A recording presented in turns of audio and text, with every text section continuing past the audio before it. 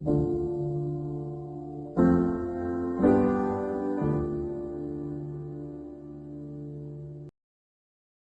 he was like, you were dating a witch, and I was like, nah, bro, no, I wasn't. And he was like, no, bro, like those people that practice the religion is called Santeria. Um, though those people do some crazy ritual stuff, and I looked into it, and so he was like, man, I once knew some people that would cut off the heads of chickens and bathe in their blood My and do some sort ex-mechanic, of. he was one Oh, of really? those. Yeah. Really? Oh. I pulled up to it. He had like Aztec tattoos. He had the Santa Muerte gold chain. And when I pulled up to his lot, it was like the dead of night, and there's just chickens roaming around. And I was like, Oh, yeah, my ex mechanic, he's that yeah, they're for sacrifice, man. They're not for eating. No, I'm kidding. I guy. have no idea. I can't speak on him. But there he was telling me that, so I looked into it. I looked into more information about the religion because that was the girl that I dated. She was Santera. Um, and I couldn't ask about her meetings with her padrino, or like their godfather, the godfather that she chooses, or I guess gets connected with. I wasn't allowed to ask about what they talked about or anything like that. She got upset with me actually when I asked her how did it go, and I wasn't asking specifically like what was going on. I just asked, and did it go well? Like, yeah, it went good, went bad. I don't know. Just keep it general, right? I don't need to know specifics. And she got upset with me, and that was that. Whatever. But yeah, I looked into that, the religion itself, because I don't think I had heard about it before her. And there is people that do practice dark magic in association with that religion, and they pray to La Santa Muerte. Um, but for me, though, oh wait, sorry. As I went like on and learning more about it, it's not actually supposed to be that way. Like there's people that do use it for bad, but it's actually a very loving and very wholesome religion because they believe in doing good and not doing any harm. It's kind of like the hippies. That's the kind of like the best way that I kind of connect with it. At least their beliefs are like, no, like let's just love each other and let's just protect each other and let's not do any evil. Like let's just do good. And so they pray to the Santa Muerte, I guess, for that, for goodness and all that. And I'm, don't quote me specifically on like how it's done because I know very little. But they are benevolent. And so, but there are, I guess, ways around that where you can use it to cause, evil or to protect you from doing bad acts. And a lot of cartels actually are in that religion because it does protect them when they're, smuggling drugs across the country or something, and they need that protection, or people are out for them or things like that. That's sort of another little bit of information that I found out that the cartel was like highly involved in that sort of stuff. And honestly, I can see it even stretching further into politics, because sometimes politics and a cartel are aligned. Yeah. I remember the part of that story where you dated that girl that interested in me the most was she would have like was it a red wristband? And you could never Yeah. touch it or ask about it or anything. I couldn't touch it either. That's when she first told me what her religion was because we were in the pool when uh I had just met her that night. I was in Cancun and I saw her from across the pool. And then so later on that night, we get back in the pool, we're hanging out. And I'm hugging her and I accidentally touched the arm on the wrist, a little like yarn, wristband. And it was green or red. I can't remember what color. Maybe it was both. I think every person, like, it varies. I'm not sure why, but they have the wristband, right? And yeah, I can't touch it. If you're not in the religion, you're not supposed to touch it. I guess it's just like a purity thing, just to keep it pure from any other kind of energies. But yeah, that's what she told me. She revealed to me that that was her religion, and I was like, oh, okay, that's cool. And I was just like, whatever, that's all right. Yeah. My friend Gus, who you've met, he was telling me about the Santa Muerte. If you promise to give it a penny every single day in exchange for something that you want, and if you miss out on one day, forget to give that penny, it will take what you love the most, or it will take something that you value the most from you. Now, that was an interesting thing. Making a deal with the devil, but also Yeah. I had another friend who he was like, his dad was having a tough situation in life.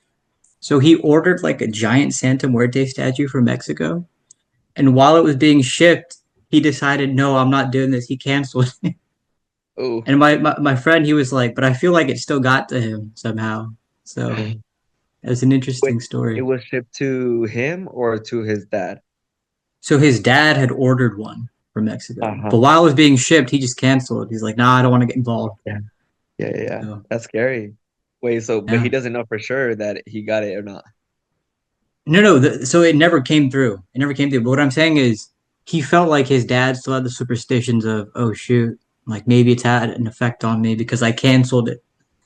Oh, I don't know. I don't know if that actually it works that way. If it works the way that he says, as in like you promise or you've kind of like gone into this contract of that you're gonna give um them a penny every day. I don't think if he hasn't done any kind of promise and then he only had like the intention of possibly doing it, then maybe it doesn't work that way. Like I said, I don't know also though, you know. I think I would feel a little bit weird too, though, like having just the intention of ordering and having something be like something's off. I don't know, but maybe that's just our mind at that point, you know. I'm not too sure, but that I've Yeah, heard the before mind. also. Yeah, the mind plays a lot of tricks on us. Um, that I've heard before also about if you offer them something or the little spirit that you have or person, because I have a cousin who also practices it and they have to do offerings. And he's has apparently also seen like a little child's hand in like in the house or the wall, like where it's like a little dirty, you know, like you just randomly see like a wall, a print like from somebody. And so apparently that's like who protects him. That's like his spirit or his guide or something, you know. Um, for me, I just thought, oh, they man, that's just well, I lost my train of thought. Oh, that just seems so crazy to me that you know that you promised them that and you have to go by it, and I guess if you don't, like something does bad does happen. And I've heard that before. I just don't know if they ever if it's ever gone that way or if it's ever gone south for people. I haven't heard that story yet, which is, I mean, thank God, I guess, you know. I remember reading that the origins of the Santa Muerte go back Like to, from Africa and Cuba or something like that. Or Cuba and Africa. I believe it's an Aztec or Mayan death god, Oh, goddess. really? Yeah. But those cultures really fascinate me, the Aztecs and the Mayans. And I think it's just so interesting how Mexico became Mexico. I mean, I was watching this video, this history class really, about how the Spanish came to the Americas and how little by little they navigated and they discovered. And oh my God, it's really stuff out of the movies. And it Mm-hmm. upsets me that there aren't more movies or TV shows about that stuff because I mean it was quite a thing in Yeah, history. Yeah. yeah. Like how I mean, Hernan when I Cortez just that city, boom, and now it's Mexico City. wow, it's pretty awesome, honestly. Like once I when I hear those things, it's pretty cool. To learn how people develop over time, especially my culture. It makes me feel happy and proud to be a Mexican. But I don't remember it coming from La Santeria or Santa Muerte coming from Mexico or Aztec culture, like the from the Aztec god or Mayan god. Really? I think No, I mean I could I'll be look wrong here, but into I it, think but it's Xibalba, I think is the name of the death goddess or something. And then somehow it just I kind think I of have the became tattoo of it. But really. yeah, it's let's see, I don't know if you can see it here, but it's right Oh, here. okay. That's like the Mayan. Yeah, Aztec I don't want to say calendar. calendar. Yeah, okay, calendar. Yeah, it's the Aztec calendar, not the Mayan calendar. Although the Aztec calendar um is based off of the Mayan calendar. In that they have like the different seasons on like when they're supposed to do certain things. Because there's the crop calendar, a part of it, where they're supposed to, you know, rotate the crops. And then there's the when they're supposed to do prayers and rituals side of the calendar. Um, but yeah, pretty interesting stuff.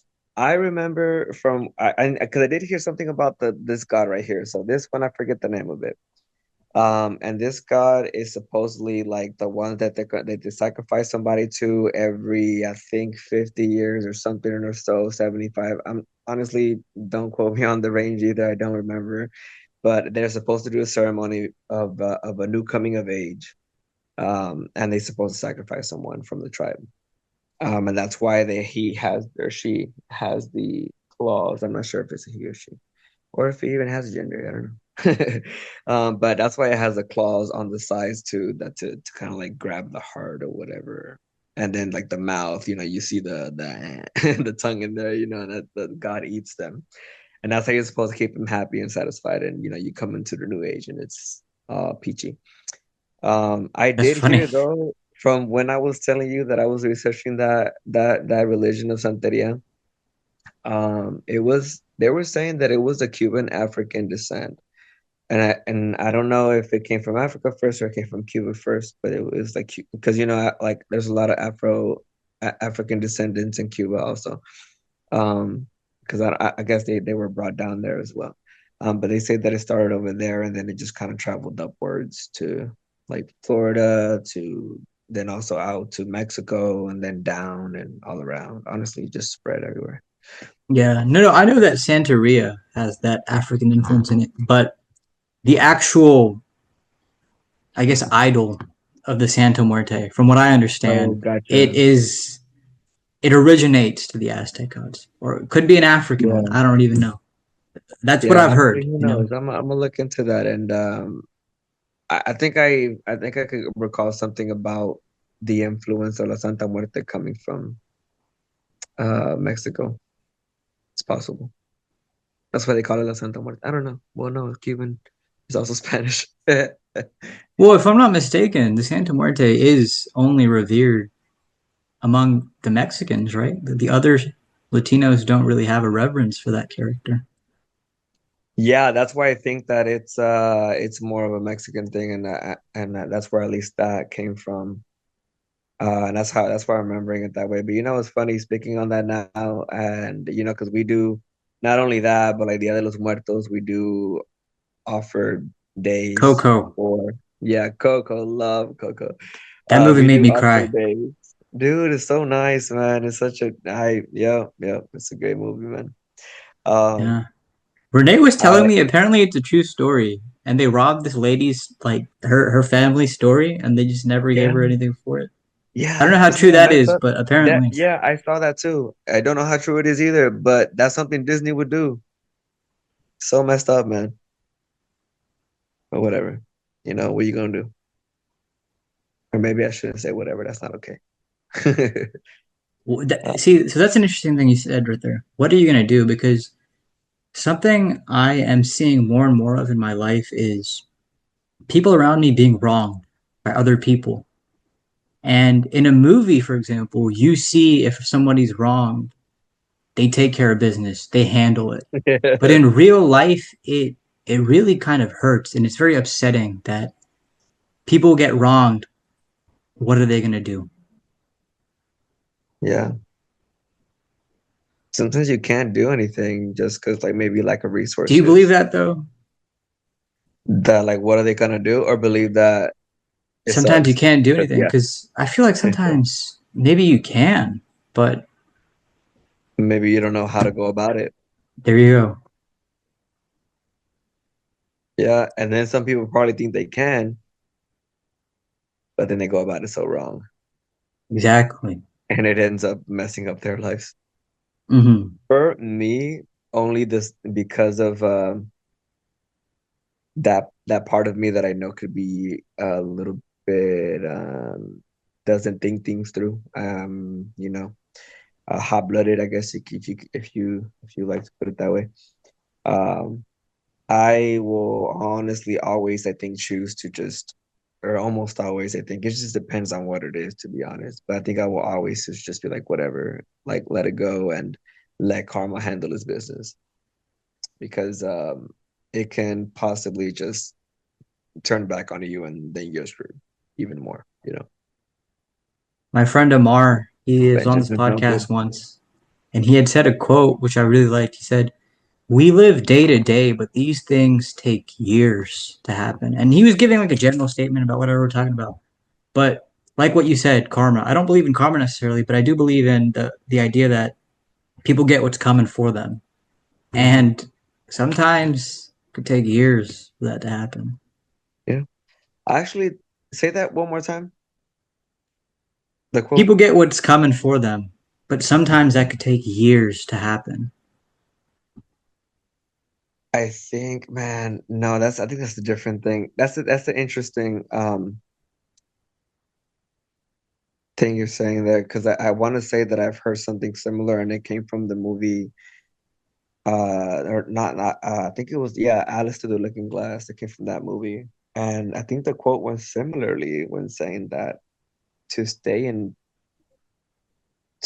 or like something along the lines of like us moving forward, or at least us just staying where we are right now requires constant movement. If them and it's speaking off of a evolutionary basis. Like the reason why we're alive now is because we're always like constantly evolving, like, getting better through generations and through generations. But in hindsight of everything, like you haven't really made much of a movement. Like you're still really in the same place, of where you started. And that's, I guess, kind of different with what you're saying. I like what you said there because then it's made me think, and maybe that's why we become so impressed when a person really transforms their life. Because now it's not just movement and you're staying stagnant in the same state. Now it's there was movement and you actually did something. And then you And then went we're to like, wow, something. that's exciting, right? Yeah, yeah. Oh man, honestly, I feel like right now around these times, it is an interesting time and slightly scary time to live in right now because we are seeing a lot of advancements happening that you can actually start picturing that sort of like futuristic life you used to see in the movies, with like the hovercrafts or whatever, or like how Elon Musk is trying to take people to Mars, like that is almost now seeming more possible as like time goes on. And it's pretty cool to see. At the same time, it's also kind of scary because like you don't know what to think. You don't know what's gonna happen. And there's so much out there, AI is now quickly taking over everything. And everybody's using it. And honestly, if you don't, you're gonna be left behind professionally and personally, maybe. I know of my friend that uses it in her work environment in her industry. Um, and I use it every now and again as well. There are other people who are always talking about like, yeah, man, I use it for this to like help me like do my PowerPoint presentation or whatever, like do this, help me talk to people a little bit better, help up write up a good email or something, things like that. But as like they use it more and more, it's like wholly integrated. But the downside of it is also people are using it for interpersonal relationships, which I think that's like the downfall side of it, because as cell How are phone they use, doing that? Explain that part. let's Like see, like AI messages on a dating app or something. that could be a thing, honestly, like trying to say the right things to make somebody fall in love with you, right? Like, but you're using AI at the Love same potions are time. out of fashion. It's the age Yeah, of AI now. yeah, right. Just use the artificial stuff. It's fine. It's fine. Those sort of things. I mean, learning how to for like Valentine's Day or something, right? You're trying to write a heartfelt message to your loved one. And you're like, damn man, I don't know what to say. Let me go ask ChatGPT really quick and see what I can say along the lines of like, hey, I love you and you're the best, and we should make babies. I don't know. And it'll generate something a lot more cohesive and compelling and romantic. And so that things like that, and or like a common letter to a loved one who is going through something. You want to be there, sentimental feeling or message that you want to write.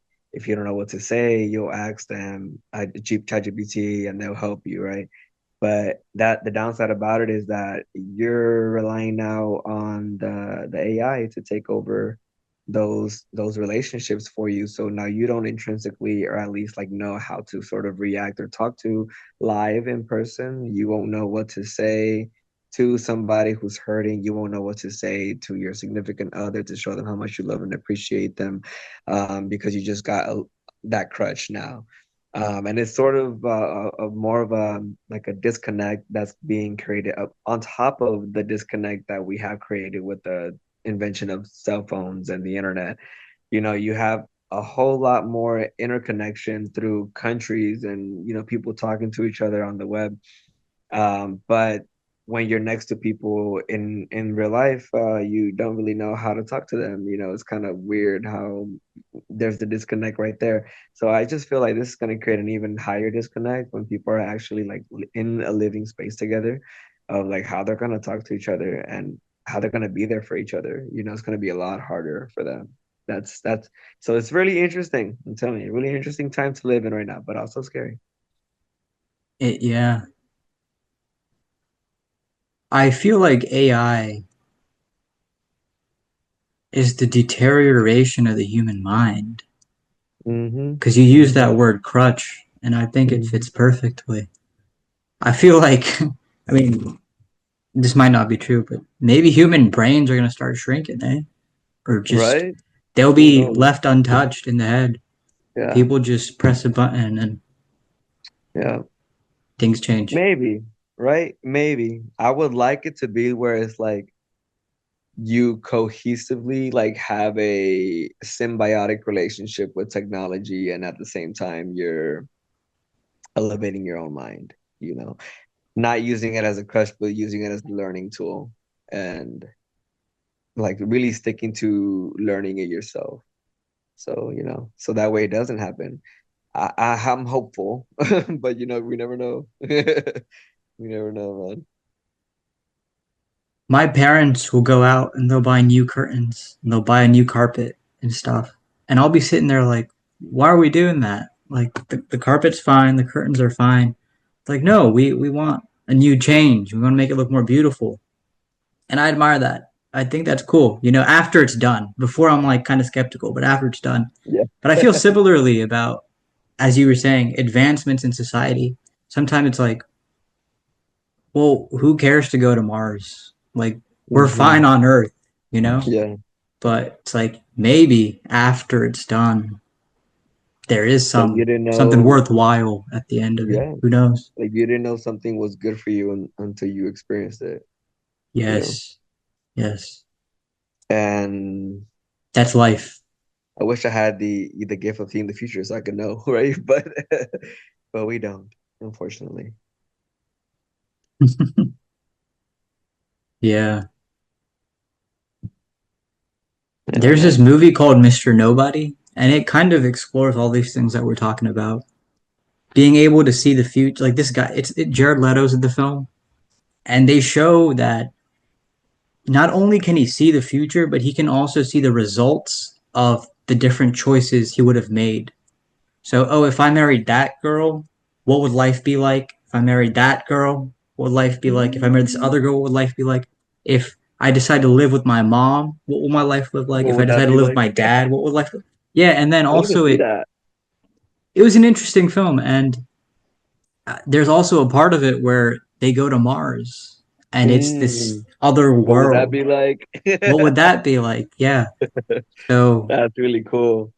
yeah, it is fascinating. Yeah, that's honestly like playing into a mind of somebody who's an overthinker. Like if you think about it. Yeah. It's because I think about that like that. I mean, I think like that often. I'm an overthinker, and so for me, it's like, oh, what would it be like if I did this or if I did that? And I'm over here trying to play every single scenario in my mind, or but I can never really fully get to the end unless I'm on shrooms. Um, then I could see what possibilities could turn out, right? And just thinking through everything, and it's just. But that's my overthinking mind. Usually, like always, just kind of like, what if that? What about this? What about that? What about this? What about that? and you never get to the end. You just, I wish I would know, but you just don't. But that's a really, I want to see that movie. What was it called again? Mr. Nobody. Mr. Nobody. I'm gonna have to see that because that sounds like a movie I could relate It's an to. artsy film. There's another film. It's called let me pull up the name actually because it was a really good movie. But it had this one of the Weasleys from the Harry Potter movies in there. Oh, love them. Uh Honestly, the Weasleys from the Harry Potter movie are probably like my favorite. I think I could relate to them the most yeah. What was the name of this? Wait, why could you relate to them the most? because they're goofy and their mom is also like loving and stern, Um, and the kids, they're just like always messing around, running around, just being doing dumb shit. And the twins, honestly, are the coolest ones. I feel just because of that, like they're always like doing pranks, just like messing with each other. That couldn't be me. I wish that was. I'm more like Ron. I'm always the one like kind of getting picked on, you know. But Wow. still cool though. Just because I was the younger sibling, or one of the younger siblings from all the cousins. So yeah, you I got to get never picked would on. It's have a rite of pictured passage. you relating to the Weasleys. But interestingly enough, now that I think about it, I could see you as a Harry Potter character. You would fit in with that Really? group. Yeah, you'd be Shoot, like what your would own I be? person, Chuy. You'd be Oh, like the Chuy. random guy that comes in at some point in the movie No, but and but help you'd be like Harry. one of the extended cast, and you'd have your Yeah, own personality. You know, like Neville has that'd his be own really cool. personality. Like if I was like some guy, like that one guy from I guess the spokesman guy for the games for the Quidditch. If I was like Oh, that, like something like that, like a little extended cast, but like still kind of like, oh, yeah, that's point one for Gryffindor. you'd be the love That would be guru. cool. They'd have like a professor, the love guru. That'd be Oh yeah, making the love potions. the Oh movie I man. was referring to though is called About Time, and it stars the Oh, oldest Weasley. Bill is I think his name in the films, but that movie was really amazing because what they show in that film is in his family line, the males they get to go back in time, but there's like some rules. I forgot what the rules were, but there's some things that they can do where they get to live the experience, and if they don't like it, they can go back to time, and reality sort of resets itself. There was a really really cool moment in the beginning of the film where when his dad is telling him about this, one of his sister's friends decides to live with them at their summer house, and at the beginning he decides to tell the girl, "Hey, I kind of like you, and I'd like to start a relationship." yeah. No, sorry. I think he tells her at the end of the summer that, "Hey, I really like you. I'd like to start a relationship." And then she's like, "Oh, you should have told me this at the beginning." And so what he does is he goes back in time. It's the beginning of the summer, Okay. and then he goes and he tells the girl the same thing, And and she's she's like, like, "Tell me at the end of the summer." And so what was so beautiful about that little arc in that film was it was demonstrating that no matter how much you might like a person, if they don't like you, if they don't want to be with you, it's just not going to happen. You can go yeah, back in time as many times as you want. You can take as many paths yeah. as you want. It's just not going to happen. And I thought it was No, it's just just so not. beautifully demonstrated in that movie. Margot That Robbie is was the girl, by the way. She was like end of that is summer or beginning of summer. that is a really good way of putting it because yes, it's very true. All the timings I think have to be right. Like my wife now, she didn't like me back then, and then at some point in the future, she did, and she was lucky I still did too. Because then it wouldn't have worked out. Yeah, yeah, And it's funny how that works, man. I think we all have to go through our life. We have to grow, we have to learn, we have to go through all the passages that we have to go through, hardship, lo que sea, um, and learn from them and grow and until you can be with somebody at some point after in your life, and they have to do the same. You know, sometimes you need that, or maybe that's like the rule. You should do that. I don't know. yeah. Another thing that I've realized in my own experiences is sometimes what happens is you can, I guess, maybe cut off a relationship or move, remove somebody from your life. And that's a healthy thing to do because next time you guys reconnect, you're better people. And Hmm. it's like More mature. the circumstances have changed to where you fit together better. Kind of like, I Right. guess, what happened with your wife. Yeah. And even like friends at times, I think are not friends at times, but like any kind of relationship, because I think if you're looking at it as like, you're a kid, you're immature, sometimes you make a lot of mistakes. And what you do as a kid, and then you grow up and you like and you cross paths again for somebody that you knew back then or something like that, right? And say they like found you annoying when you were a little kid, because that was me. I was a little annoying kid. But then as you grow older, you can mature a little bit, and and you cross paths, and like then it's like, oh dang, like you're a lot different now. I mean, because yeah, I mean, you grow up in life and mature a bit, and all that happen. Can you go? Wait, no. My bad. My wife just walked in and she just left and come back and she's You're just like good. staring at me. No And I'm like, worries. babe, baby. No worries. No That worries. look into it makes a lot of pressure. Yeah. Um, No, but but precisely what you're saying. Yeah, that's what I was trying yeah, to say. man. Like, it doesn't even have to be something romantic. It could be just friends or people. Yeah. Yeah, man. I think we all make a lot of mistakes, and I think that's things that we should forgive ourselves about too, but also grow from that.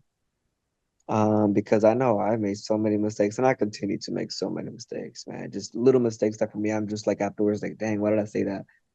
Or, like, why did I do that? Or whatever. Um, and you have to learn from them, don't brush it off like, "Ah, okay, whatever, but learn from it. Like really just look into it. Like, why did I decide to say that? Or why did I think it was okay to?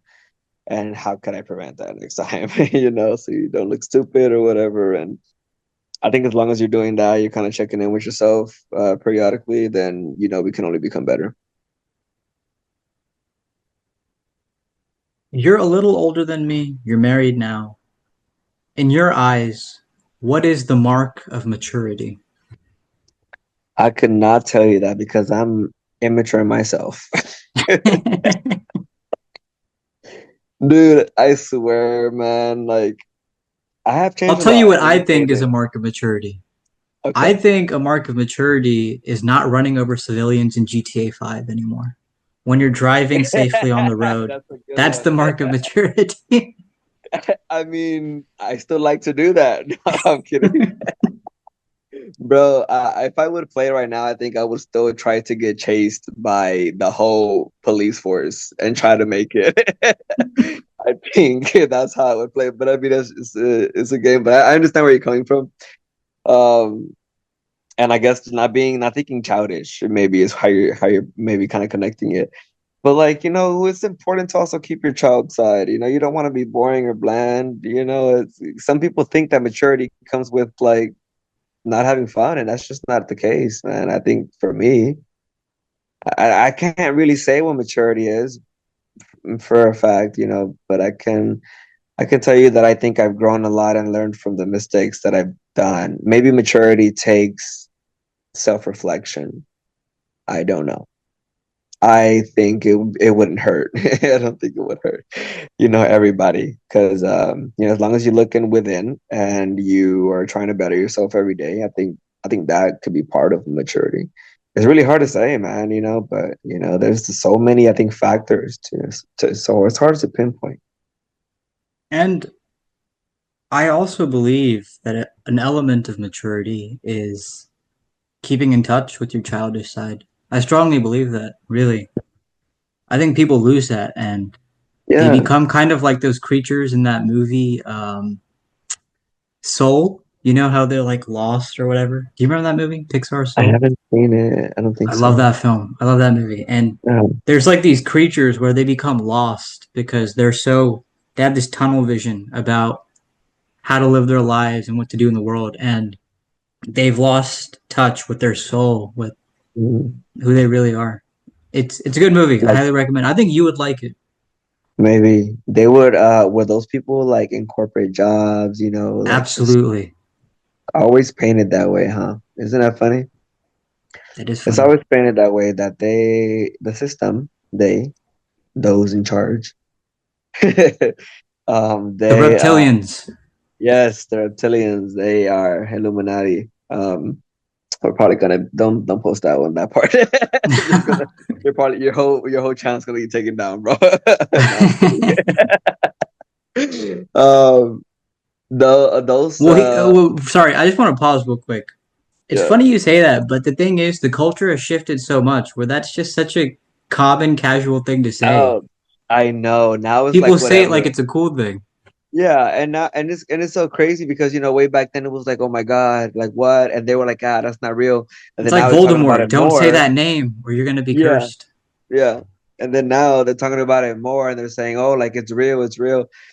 But I think that's just all now. Like now that it's becoming more like accepted or more out there, like everybody's talking about it now. I feel like that's also another strategy of those in charge, just to keep us confused, because we don't know what the truth is. So they were at first they were like, "Oh, that's not real," and then now they're saying, "Oh no, it is real." So really, they're just controlling the narrative here to get you to be like, I don't know what's real. Like Yeah. that's how, Yeah, like and that's how conspiracy they want theories you. They want you today. lost and confused. Say that again? I said, and that's how they want you. They want you lost and confused and True. separated. That is true. That is And true. how do you cause separation? By disagreements, two sides of things. I will always remember this. You were giving me a ride home from UH, and we were on the highway at golden hour traffic time, right? Traffic hour, rush hour. We're sitting in traffic and we see an army of cars in front of us, going forward, coming the other way. And you said to me, I don't know who did this, but whoever they are, they succeeded. And I was like, yeah, that really, I always remember you telling me that Dude, they've no, got they us in they this truly rat did. race.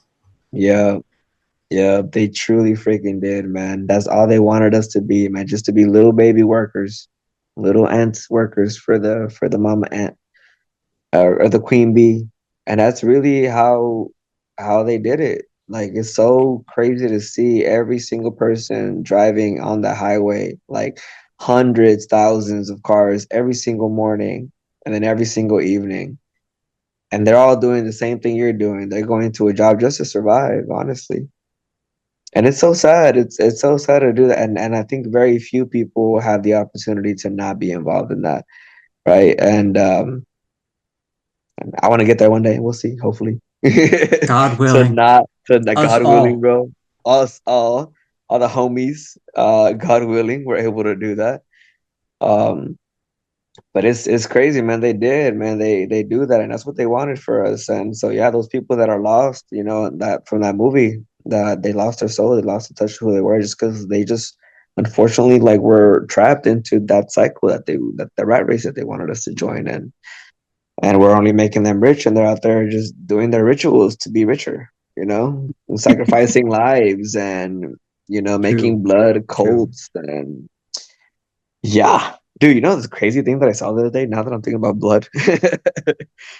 There's this reverend, or this, I don't know what he is exactly, but he's supposed to be like kind of high up there in the Catholic community or church, or is it Christian? I'm not too sure.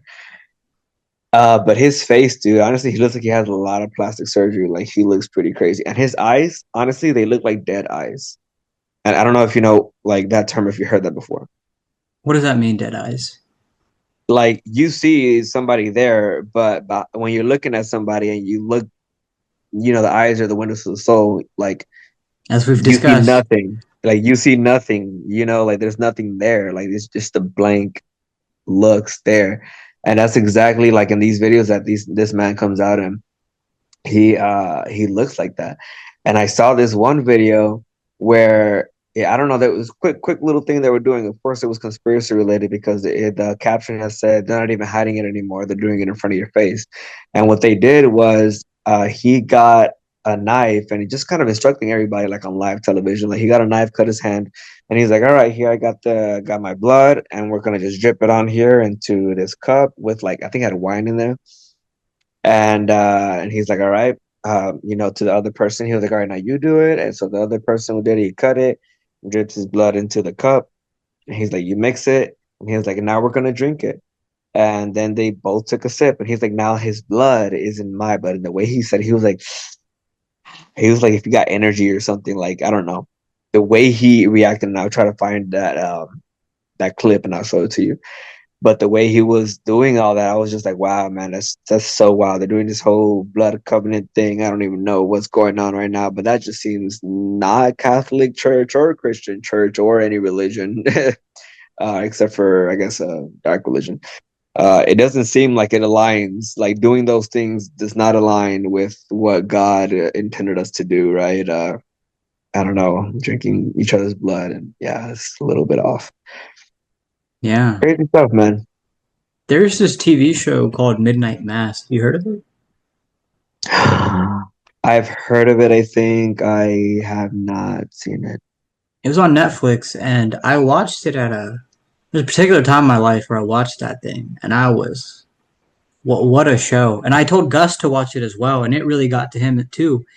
The show is about this is gonna be spoilers for anybody listening. Basically, they start they start mistaking a vampire for an angel, and it creates like this cult in a church. And that's like a really generalized way of putting it, but Right. it was a really interesting concept. And apparently the guy that made it, that whole story for him is his artistic way of expressing how he became an atheist.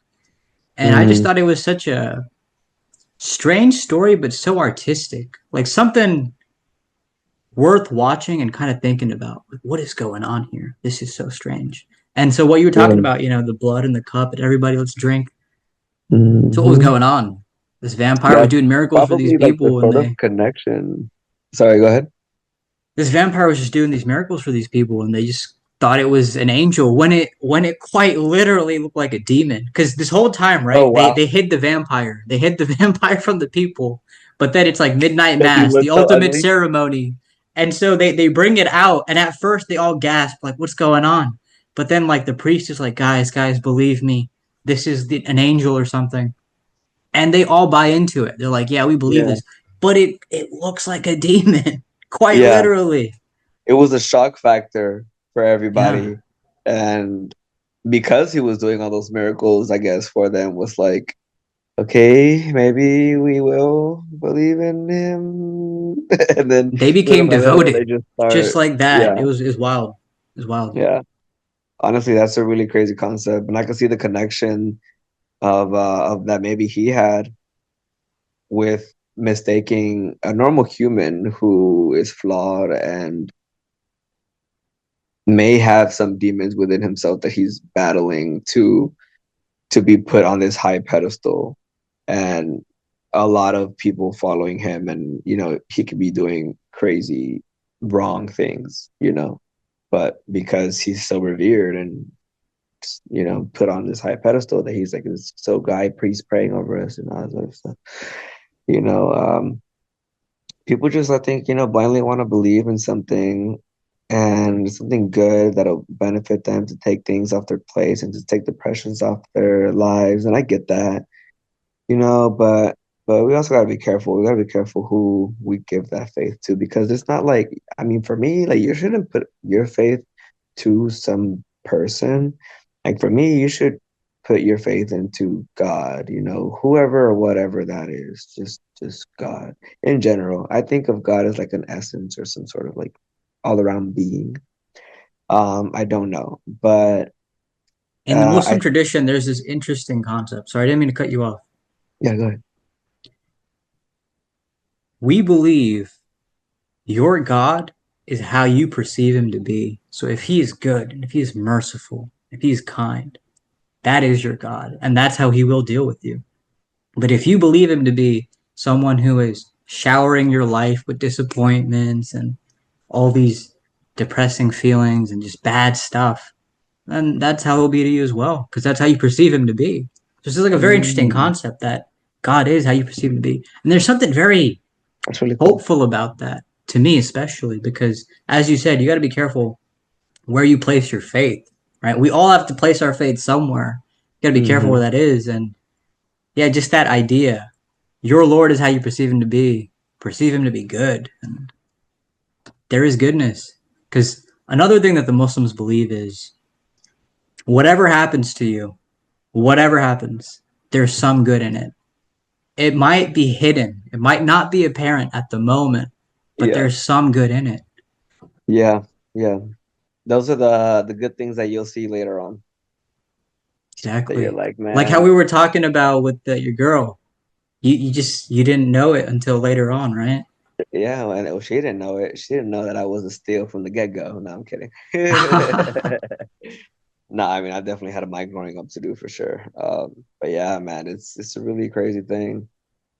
Um, and I read that, and speaking about that a little bit more with what I was saying with what were they saying with what were we just talking about right now? You were talking about God and how you perceive God. Yes. Oh yeah, and then like where being careful on like where to put the faith, right?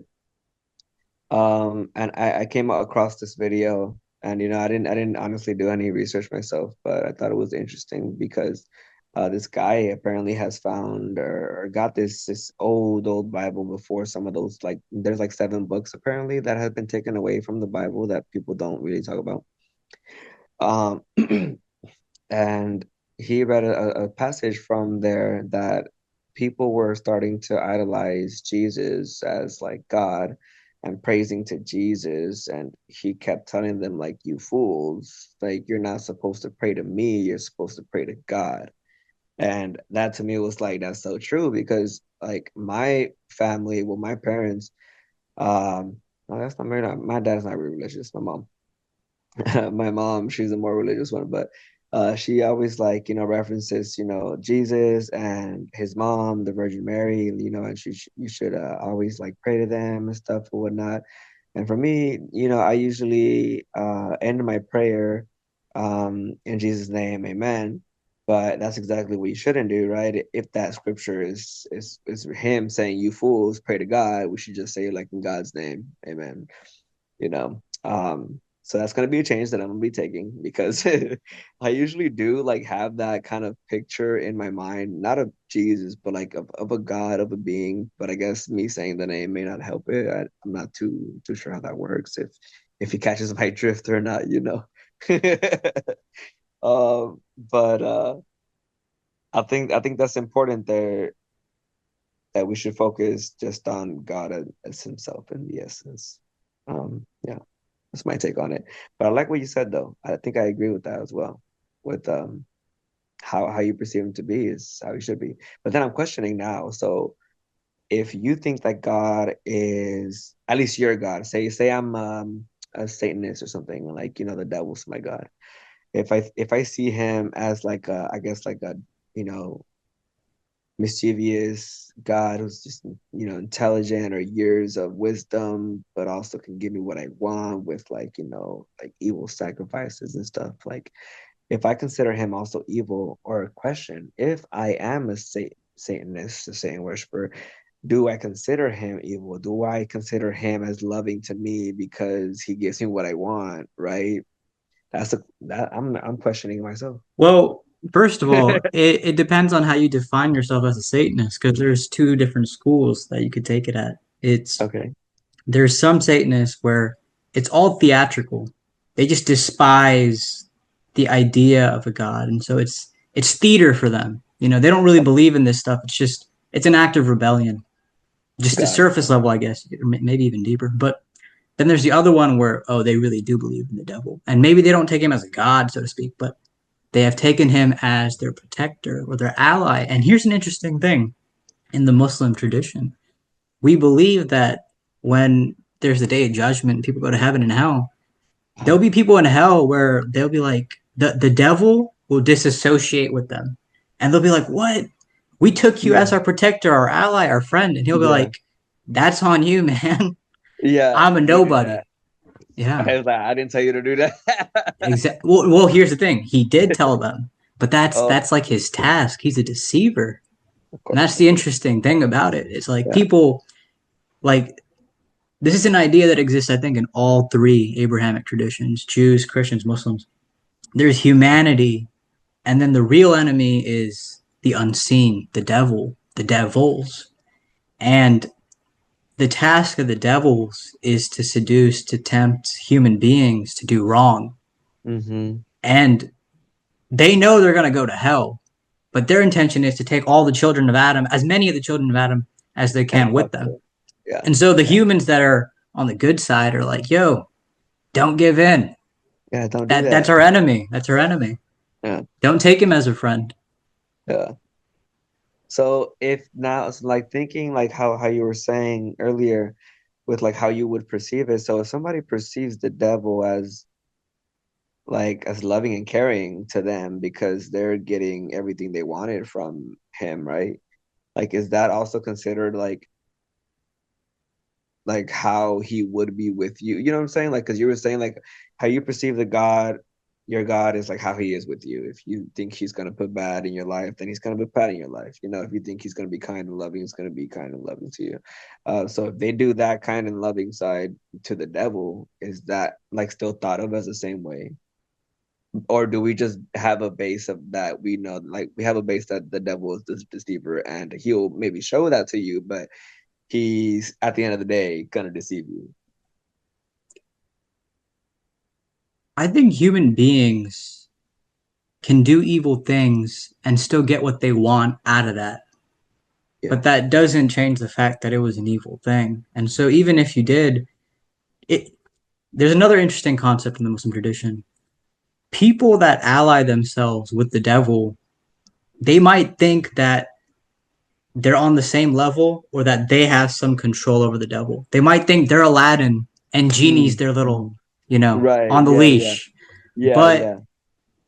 it's actually not the case like that. Not It's at actually the all. devil is your master, and you're deceiving yourself thinking, "Oh, we Yeah. sit at the same table." You don't sit at the same Yeah. table. You don't. Yeah. I'm So sorry about that. I would say to answer your question, I think the answer is it is a game of deception.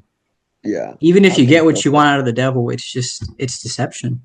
Yeah. Honestly, yeah, he's just using you for, and honestly, whatever he's giving you is nothing to him. You know, he's just like, okay, whatever you think is important, by all means, you know. But I'm still gonna grab your soul, and then you're just gonna be sitting on the corner of the hell over there. You know. Yeah, yeah, no, for real. What I always find interesting about the devil in the Muslim tradition is he used to be one of the most revered servants of God, or maybe revered's not the right word, but he was with the angels. Hmm. Like he was a pretty high rank. Up And there, he then was up there. when Adam was made, he's like, "Yeah, I'm done with this." He And said, "Screw it." that's wild to me. That's I, just I eternal I don't damnation. remember how the story exactly went. Actually, no, for us, dang, and I honestly, to anybody who's listening that is more of a Christian, I'm sorry if I get the story wrong, but it's similar. It's similar to us in our in the Christianity or Christian tradition too. Um, whereas he was up there, man, like right, like one of his main peeps with God, and he was actually in charge of making the music. And because he Oh, knew like what tones and you know what pleased God essentially, so he was in charge of that, and so he was a beautiful singer and all this good stuff. Like he was this beautiful angel, essentially, right? Like angelic in every way and form. And so hmm. that's why another reason why people since now, you know, since he was a fallen angel because God kicked him out. Um, that's why music nowadays is like that. People believe that that's what he's taken over now. He is in charge of the music industry, and that's why like he wants you to fail. He wants you to, you know, to be on his side and to end up in hell. So that's why the music is not something that we should really be listening to so much because he's in charge of that, you know, and he was up here and now he hates God, you know, like so he's gonna use what he knows, which is the music, and that's a connection there. If you didn't hear that before. This is Um, so fascinating that you're saying because I've heard that from the Muslims saying that, but I actually don't hear that coming a lot from the Christians. So it's fascinating that you share that. And really. we don't believe that he was an angel, but I think that's Mhm. fascinating that the Christians believe he's a fallen angel and that he was tasked with music. I've Yeah. never heard that, but that is really something to think about, Yeah, to that's something explore that my more. mom told me, you know. I'll look into it and see if that's true. But as a kid, that's something my mom told me that he was in charge of the music. Um, and like it's kind of like that one song, Hallelujah, where he said, then David played something like that, played a chord that pleased the Lord. Yep. You don't really care for music, do you? Yes. I love that So song. Going back to Shrek, eh? it's so good, so good. And so there's that kind of connection there a little bit, but yeah, that's how we saw him. And like the story goes that at some point the devil, he just got jealous of God, of all the attention and praise that he was getting, and he wanted the people to praise him like he praised, like the people praise God, you know, like back in the realm of heaven. And so that's when essentially like he tried to get angels to go on his side or something like that to like praise him, and like, and God saw that and didn't like it. And so that's why he said, okay, you want people to praise you, then you can have that, but you're gonna be ruling over the grounds essentially. Like you're gonna be the ruler of the I'm gonna be in the heavens, you're gonna be in the ground if you want people to rule you. And so he said, all right, whatever. Or I don't know if he said all right actually, but he sent him down into hell and gave him what he wanted essentially. But of course, it really wasn't what he wanted because he's basically hated so much, you know, by everybody. But he was able to take a third of angels with him, and that he convinced to go with him, that was going to be a better life, way better than heaven. And of course, it wasn't. It was like the complete opposite. And so the devil gets played in that, and then he gets more angry with God, and then they're all down there suffering, and it's just horrible. Nobody fucking likes it. Um, and that's the story. That's how it goes. Hmm. And yeah, that's why now, to get back at God, I guess, for doing that, he is gonna try to steal as many human souls that he creates from him, just to get back at him, to spite him. Wow. Yeah, he'll Yeah, do it any way in he can. in the Muslim tradition, he's what we would call a jinn. Have you heard of a jinn? Yeah, I think you told me about that a while back. I could, but remind me. Yeah, I forget. It's like Genie from Aladdin, except he doesn't live in a lamp and doesn't grant your Yeah, wishes, so to yeah. speak. But it's another creation. So there's man, there's angels, and then there's jinn, and they're made of a smokeless flame. And Mm, so somehow, there's I'm sure there's a long story behind it, but the devil, he reaches the high ranks. Then God creates Adam and Eve, and he gets jealous. And specifically when he creates Adam, because God tells all the angels prostrate to Adam, and he's the only one who doesn't. mm, And it's out of his arrogance. This is the interesting thing. It's out of his arrogance that I'm better than man yeah. that he doesn't prostrate. And so he tries What to is tempt at prosperous? it means like bowing down to. Ah, I see. He was like me, an Yeah. angel, or an A jinn. hireling A to a jinn. man. Never. Yeah. Yeah. And so he tempts Adam and Eve, they eat from the fruit, and then they come to earth. And here's the interesting thing. It's three of them that come to earth. It's Adam, it's Eve, and then it's the devil.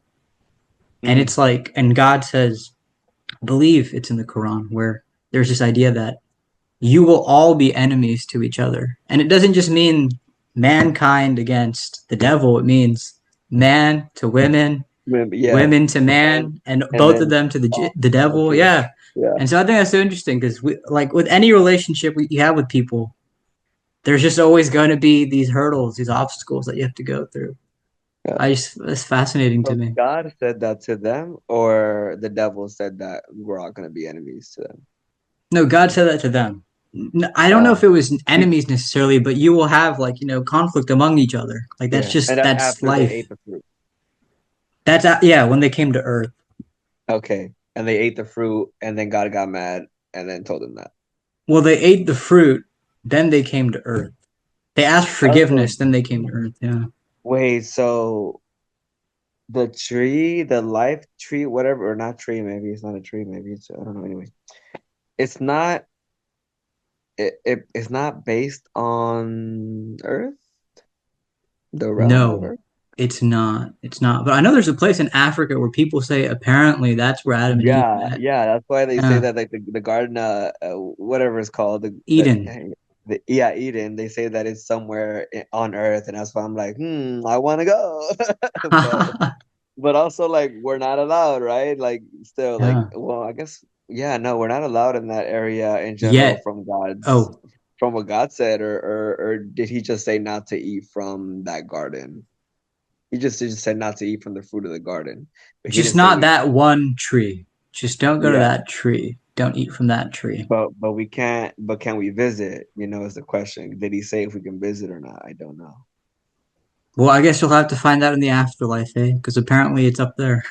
Yeah, I have to ask him. And honestly, yeah, I would. It would be better to make that be up there because I don't know. And I only say this because I have a friend um who's Hindu, and she says like what I like about Hinduism is that none of it takes place here on Earth. Like it's not Mm. people who are imperfect or anything like that. Like it's not people against people. Um, it's God's doing their thing. Of course they get into wars and all that stuff, but it's all spiritual. It's all in the realm of where they're at. And so she said, like, I don't know, like I always found like just goodness in that. Like I don't know, she just liked that it was just not here because placing it here is, I don't know, it's different, or it makes it like less real, or I don't know, or like, or it gives you the idea that it could be, but I'm not too sure exactly why. I tried to ask her this a little bit, and she had a like hard time explaining why she feels They that have a way, but bunch of she said, planets. I mean, the Hindus have like a bunch of planets, not just Earth. It's different oh really? realms. I didn't Yeah. know. Yeah, dude. And I didn't know also that in Indian Muslim religion also that you guys also believed in like the Adam and Eve creation and the forbidden fruit. Yeah. Yeah, That's it's really a cool. yeah, I think so as well. And what you just said right now, for some reason, it just reminded me of that thing about your Lord is how you perceive him to be. I think a better answer to your question about the devil is I think that statement in itself is saying the one true God. The one true God is how you perceive him to be, good or Hmm. bad. There you go. So, That'd be better. I mean, the devil is just the devil. You can Yeah, place he's whatever not a faith you god. want in him, but he's not the one true God. So, He's not a god. Yeah. on top of that, though, also there is a belief in the Muslim tradition that the devil never. How is he going to tempt you with ugliness? He's always going to come to you in a good way, in a Oh beautiful yeah. way. Like, hey, maybe you should do that. Look Yeah. at how beautiful it is. Yeah. Yeah. Yeah. He's gonna make it look very nice and satisfying and playing on your most, I guess, primal temptations or way of being or thinking, so that you can just be like, yeah, that's a good idea. I should do that. Yeah. He's gonna make it look all pretty. That makes sense because honestly, like I would not like, like if the devil came up to me like, just yelling and snarling and everything, and like you will do this for me as of today. I think I would not like be convinced as much, you know? Yeah, no. He's going to be nice like Robin Williams' genie, you know? Yeah, yeah, yeah. He's gonna be like the coolest guy ever, I think. Yeah. Just paint this beautiful picture for you, like a really good salesman. Dude, um, one thing that I've learned about just faith in general, about having faith is everybody has to keep themselves in check. Mhm. We're like as human beings, we're individuals. We're the only ones that take care of ourselves here. Like for you to progress in your life, that's on you. For you to make changes in your life, that's on you. For you to transform things, even if you are just moving, that's on you.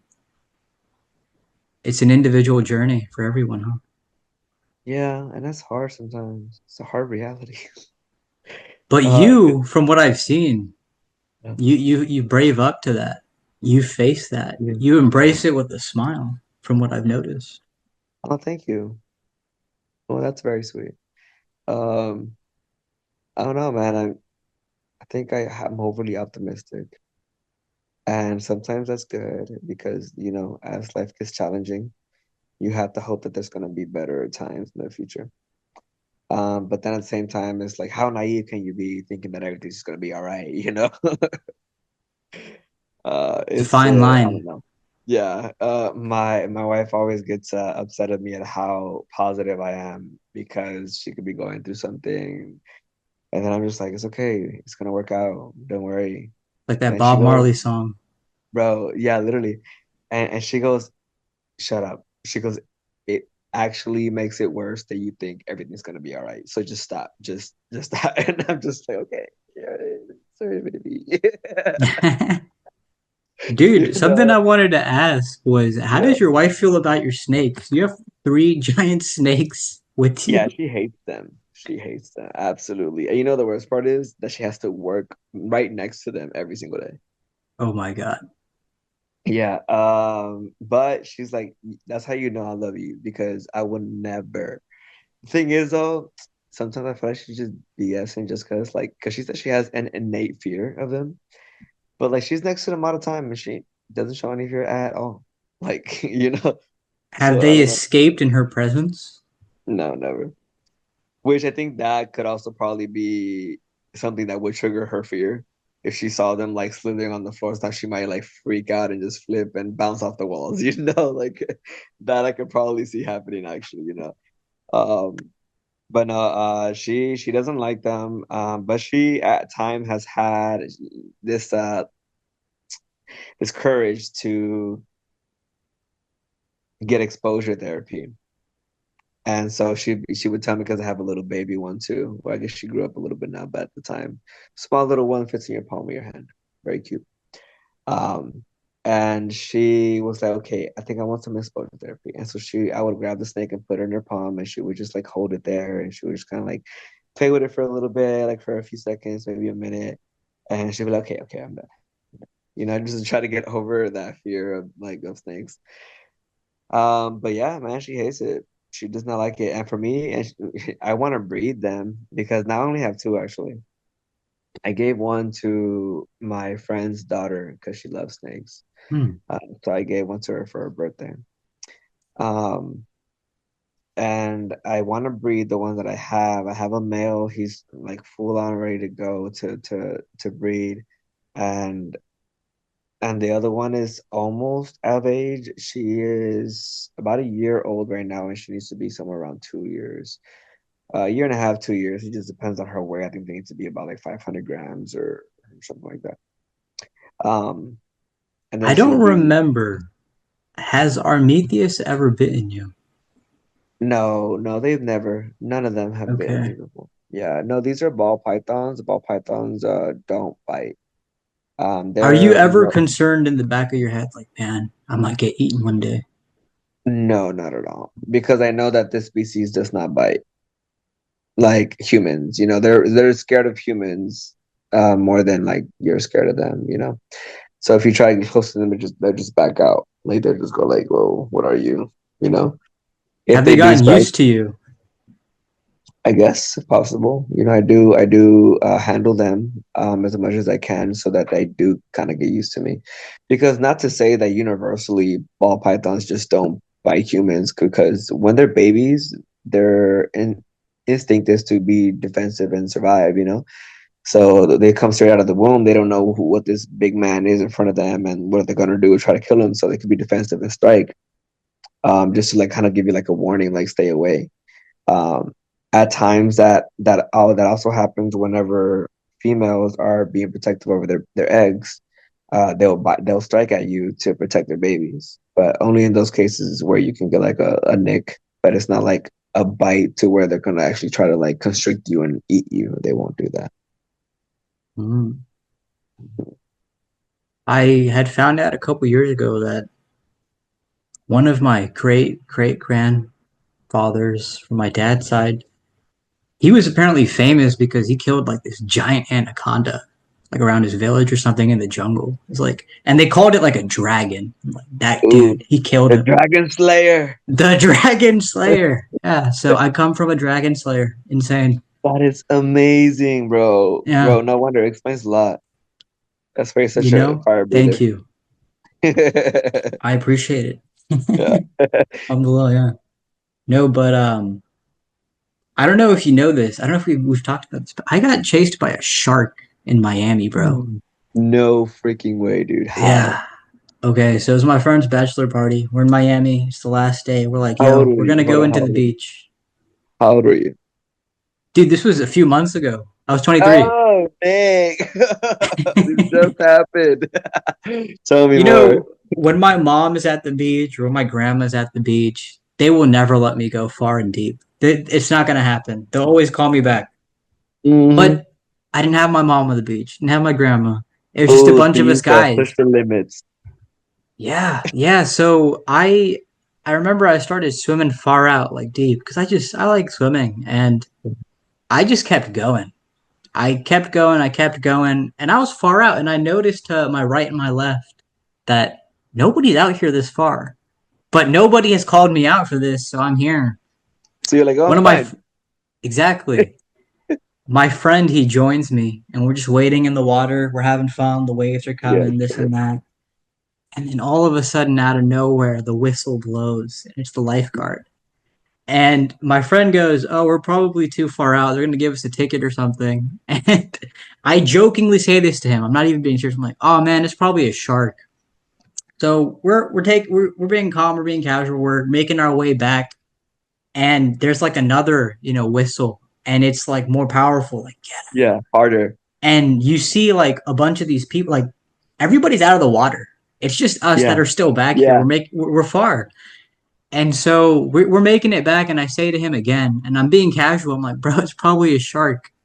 And we're going, and then we see like a police bike pull up to the beach, and like the alarms are going off, the lights, and then there's a dude standing there. He's like, yo, like he's motioning to us, get out.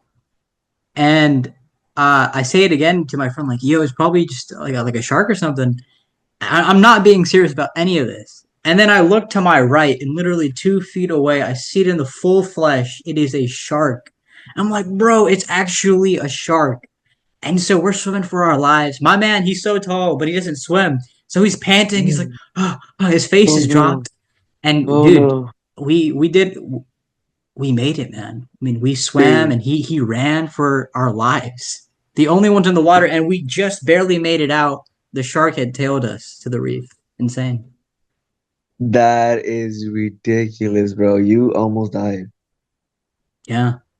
And I was telling my friend, I think the only reason I came to Miami was to come face to face with that shark. That is a story you get to tell people. I That's very survived a true. shark. You really did, bro. How do you feel now having survived the shark and also having a near death experience?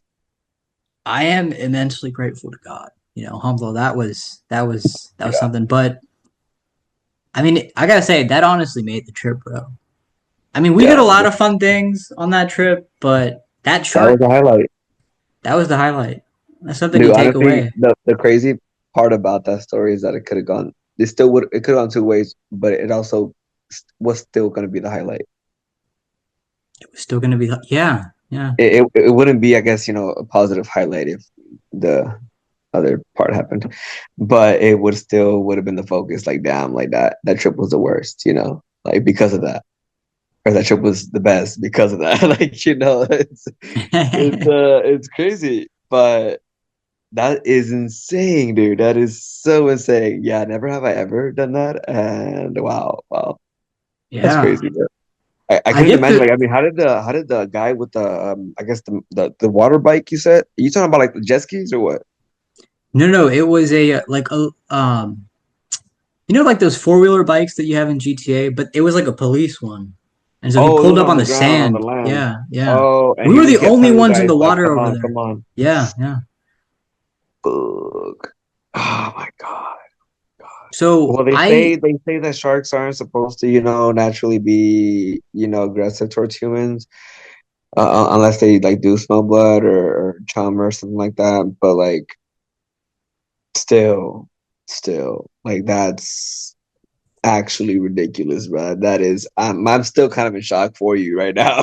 Like, that's so What's more ridiculous. interesting about this story is my dad and I, we would be talking about sharks pretty frequently before this trip. Like I'd be just like shark facts, and he was telling me, sharks they're not trying to eat us because we're not really on the menu. He's like, Yeah, they're curious. So when they come up to us, the only way they they're going just to want to interact with know that curiosity is bite you. Like, if what is they that know. thing? Uh, And I was watching like a Shark Week documentary with my grandma before I went, like literally the week before I went. So everything kind of came full circle with the shark. so you like spoke it into existence, is what you're saying.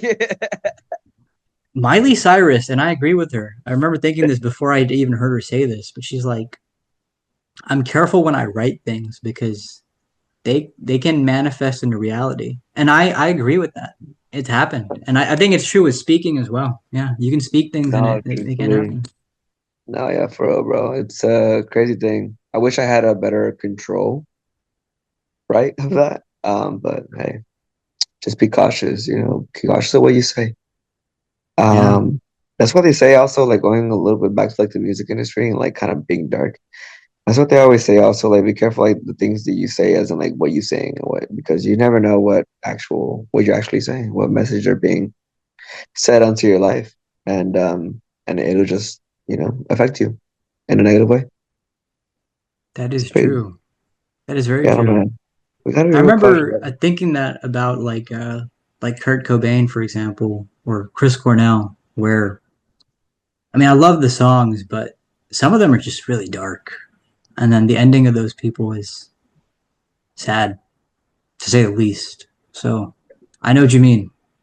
Yeah, honestly, those are sad stories, and a lot of those artists too, like a lot of artists still now, um, write a song about the devil and like how they've encountered them and all that, and it's crazy stories, to think about. Like one is like why them, like what enticed the devil to use them for that, right? And I always wondered that. I always wondered that, and why not me? And Why am I not good enough?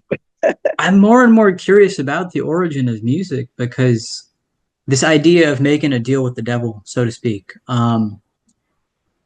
I know there was like an Italian musician, I think back in the 17th or 16th century, where apparently his most famous thing that he composed, it came to him because he had a dream where the devil played it for him. And he's Hmm. like, I could never get it to be as perfect as the devil played it for me, but it's the closest. And I think that's so interesting. And what is the origin of that? What's the source? Why do people have that fascination, particularly with music and the devil? Yeah, I don't know, man. But I always wonder why hasn't he presented himself with me and given me an option to, like I could give you everything you want. I always wondered that. I mean, I would obviously turn him down, but I just want the opportunity to reject him, like I just no, I'm kidding. I'm not gonna taunt him either because he's probably gonna kill my ass. Rumpelstiltskin and Shrek, bro, right? Make a deal with me. Oh yeah, yeah. No, no. I'll Yeah, get away. Nah, yeah. I don't know, dude. Honestly, who knows? But those are wonders of the world, we will never know, I guess. But I guess we'll know, I guess, when we're moved past this realm of living. You Question, do you know, believe in like because they say that, once you die, then you actually have like the eternal life kind of thing, right? So do you believe that our life here on earth is like just like little snippet of like what your like whole life is gonna be? absolutely, because so many times in my life, I feel like that was so quick. Everything just feels like a dream. That phase in my life, that moment in my life was so quick. It was like Thanos snapping his fingers. Hmm. And with me constantly having those realizations, especially as I continue in life, I do believe in the hereafter. I do believe in an afterlife that, like it's said to the Muslims that the Prophet Muhammad, peace be upon him, he said, the life of this world is like dipping your finger in the ocean. And when you take it out and those little drops of water fall down. It's like, that's the life of this That's the world. life of it. The ocean is eternity. Is he? Yeah. Yeah, that's the rest of your life, right? Yeah. And so I'm thinking, is it possible to connect the theory of reincarnation with the idea of an eternal life after that this one life? Because for me it's like kind of separate. If you're thinking that reincarnation is true, then you're gonna come back as another person or another being or another something, um into maybe this world, maybe another world, who knows, I don't know. But you're still kind of like living the same idea, I guess, thinking about like it's only a small part because now you just reincarnated and now you're still living that small part. Where does that eternal life come in where like you're in heaven and that's like your world there? I don't know, like, or is there a way to connect the two as in like you're gonna be living multiple tiny little parts until you have reached all the eternity, which will never end, I guess. Or maybe it'll get better with every lifetime. So you reach more of an eternity or happiness, or I don't know. Who It's funny knows? you bring that up because my first book, I wrote about reincarnation. I don't actually believe in it, but I wrote about it because of the mythology of it. I think for the Muslims, the belief is that every soul has already been created, and it's Made, just right? at their time they happen to manifest. And then when the world ends, and then there's a day of judgment, that's when people live their eternal life, whether it's in heaven or hell. Yeah. But yeah, it is interesting that you bring up that topic of reincarnation. Do you feel like you're a reincarnated soul? I don't know, but like there's those stories where people remember past moments of their past lives. I remember one specifically of this little girl, I think it was in Mexico. This little girl would tell her mom that like, oh, I remember because she actually apparently reincarnated. Well, that's how the idea goes, or the belief goes, that she reincarnated not too far from where she lived now. So she goes, I remember my husband, and she said she called him by name. And then the mom was like, "What do you mean, the husband?" She goes, "Yeah, I remember my husband. Like his name was this. I had like these many kids, and we lived in this house, and this is what the name was called, or whatever." She said it like detailedly. This little girl, she's probably like maybe 7 years old, 8 years old. I don't know.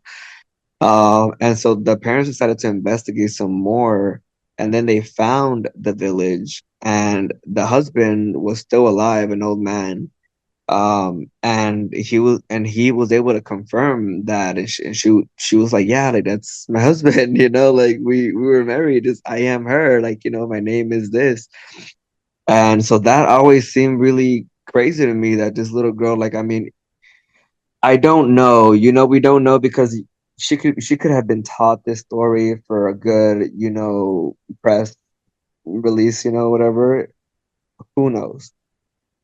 It's just when you hear about those, it gets you thinking that maybe I Yeah. personally don't, I don't have any memories of any past or anything like that. I do find it interesting that certain things in my life do feel like familiar, at least to me. Certain interests, I guess, that I have, and I can't even think of it right now. But sometimes I remember like, oh, maybe this is why I like this, or maybe this is why I like this, because like back then maybe I was kind of like this person or whatever. And sometimes I feel like some things are more familiar or more like intact with who I am than others. And that always seemed interesting to me, to the possibility of reincarnation, but I'm not sure, you know. But then it's going back to that whole, can you connect them? Like now I'm thinking like you can't, because if you're thinking of an idea of like an eternal life after your life, then you essentially can't go back to Earth, or you can't go back to another like planet or whatever, because you will be in heaven or hell for the rest of eternity.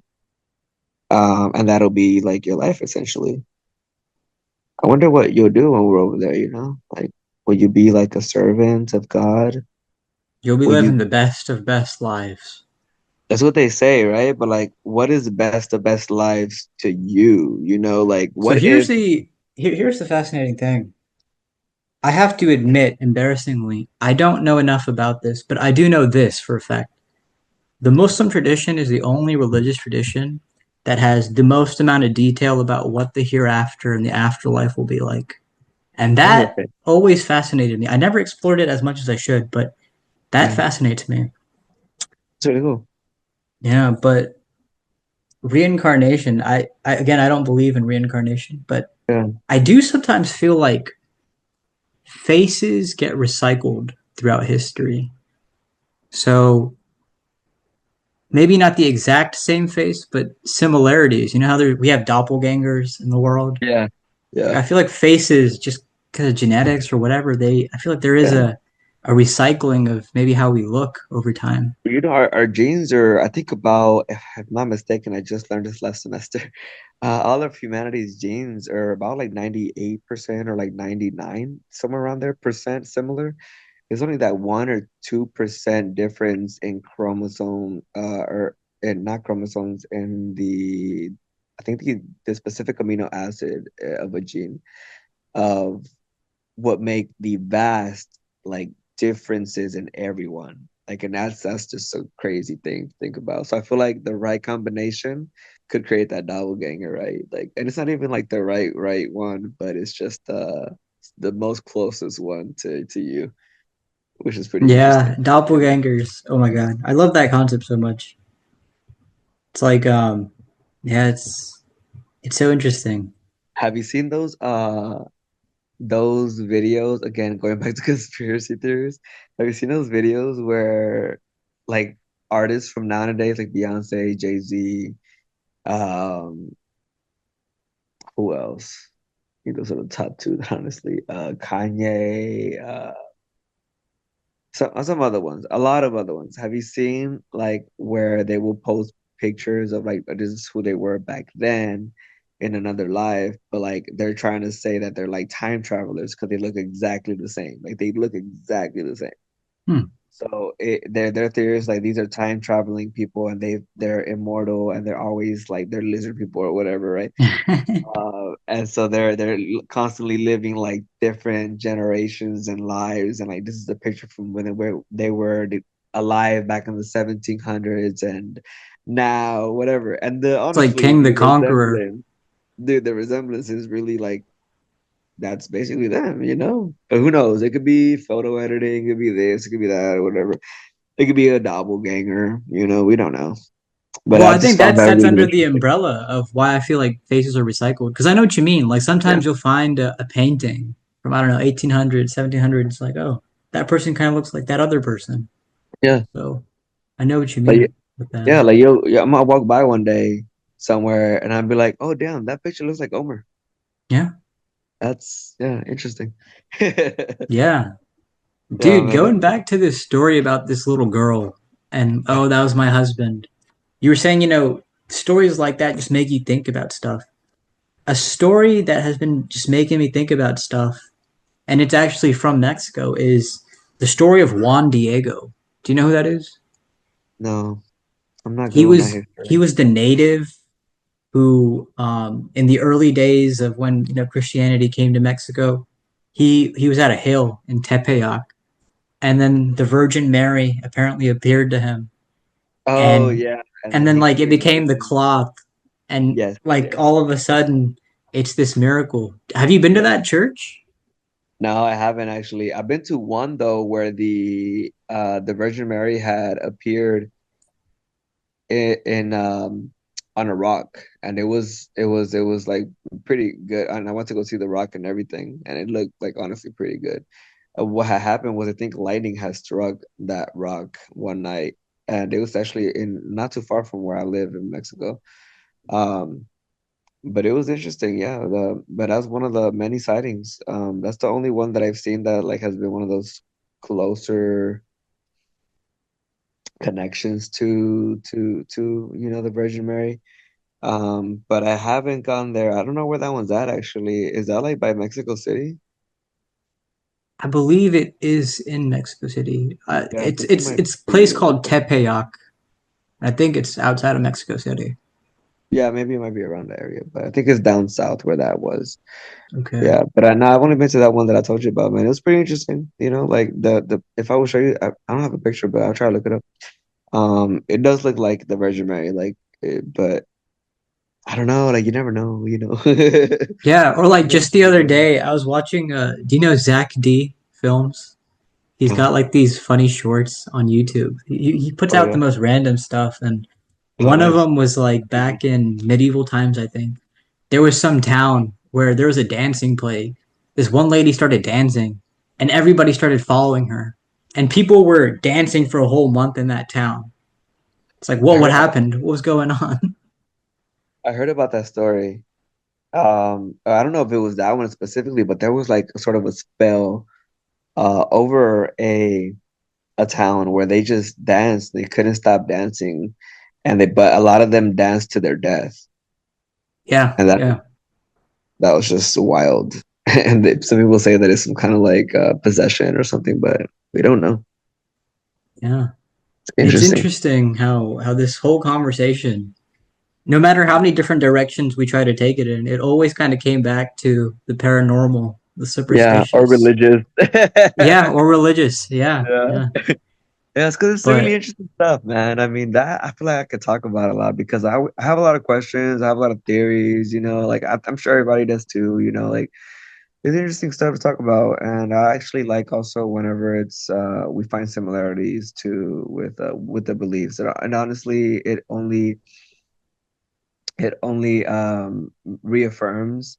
I guess that's a word that I could use for this. My belief of that there's only like one story of how things played out with God and the creation of us. And we all have our interpretation of how it all went down. There's a little bit of a different interpretation, but I think we're all talking about that same story, and I think it's a beautiful thing. yeah, no, same, same. Well, Chewy, um, this has been fun, dude. And Yeah, especially because this was undisturbed. We didn't feel timed or pressured. yeah. How long we got going on right now? Can't see. I think it's been like an hour and 40 or something that we've been doing this. No freaking way. Yeah. Wait, Do you what have time did we any? start? We started like at three something. Oh my God, we talked for so long. Yeah. Like in real life, right? Yeah. Yeah, dude. I can't wait to hang out with you. Hopefully, I think it's Friday or Saturday. We can see if we can make something happen. All right. Yeah. Do you have any closing thoughts? Anything you felt like you want to say any chance to? Something on your mind you wanted to express? No, man. Not at the moment, not this time. Yeah. But thanks for having me, bro. Always a pleasure. And we're gonna have an even better time whenever we're together pretty soon. God willing. Yes, sir. Okay, Well, man. I suppose until next time, eh? You take care. Yeah. Until next time, bro. You too. Have a great rest of Thank your you. day.